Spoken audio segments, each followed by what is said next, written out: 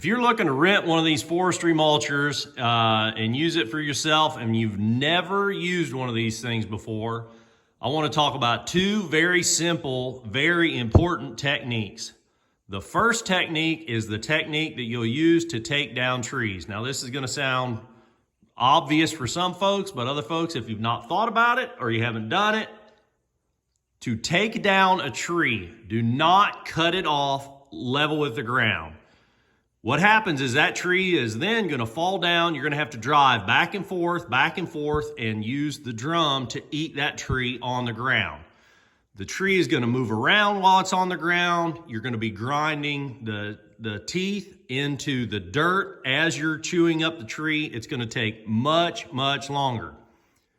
The most efficient technique to take down a tree is to reach up as high as is safely possible for the tree, given the terrain, the angle that you're sitting on. Reach up as high as possible, cut the tree off, lean the head out, and push the top away from you so that the top of the tree falls down, and then grind down the trunk of the tree.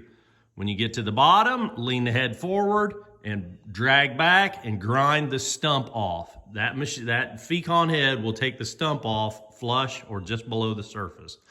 You can then drive back and forth on the tree top that had fallen down. The diameter of the top is going to be much smaller than the trunk, so you're not going to have nearly the trouble of grinding up the top as it's laying on the ground. That is going to be a huge time saver for you, just taking trees down the proper way. So make sure you do that whenever possible. The other technique that I want to talk to you about is the technique to free up the head should it become jammed. Sometimes when you're grinding a stump out, or the sort of a base of a trunk of a tree, the root, depending on the condition of the tree, the root ball may try to pull up out of the ground. It happens a lot on locust trees.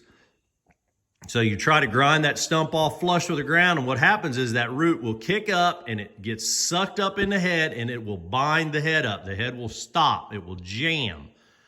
The very best technique to remove a jam from one of these heads is not to use a chain around the obstruction and try to pull it out. Don't do that.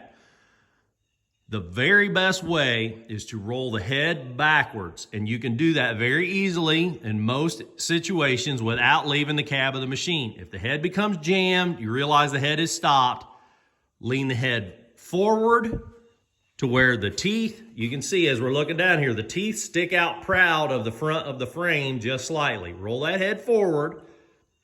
Of course, turn the hydraulics off. Roll that head forward and back up. And as you back up, it will force that head to roll backwards. That will clear most jams at most times. The obstruction will just roll out backwards. You turn the hydraulics back on, let it get back up to speed, and you can even grind that obstruction up then. In rare situations, the rolling that head forward and pulling it on the ground may not work to clear an obstruction. If you really got something jammed in there, find a stump or a log that's a good condition log that's firm and got a lot of meat to it, and lay one of those teeth on the stump or log. Raise up, put the front teeth on that log and push down with the head, and that stump then you sometimes you use the stump or a log or something as it gets enough grip on that roller to turn it backwards.